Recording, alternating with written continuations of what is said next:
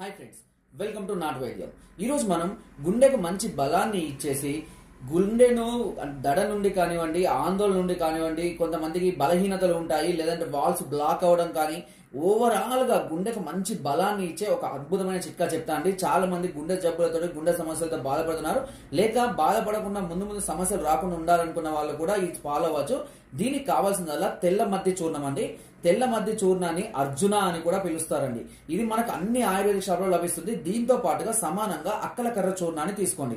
అక్కలకర్ర చూర్ణము plus తెల్ల మద్ది చూర్ణము రెండింటిని సమభాగాలుగా కలుపుకొని రోజు ఒక అర చెంచా నుంచి చెంచా మోతాదులో తేనెతో కలుపుకొని ఉదయం పూట గోరువెచ్చటి నీటిలో కనుక, లేదా డైరెక్ట్గా తేనెతో కానీ లేదా గోరువెచ్చటి నీటితో కానీ తాగుతూ ఉన్నట్లయితే పరికడుపునే మీ గుండెకు మంచి బలాన్ని చేస్తుంది.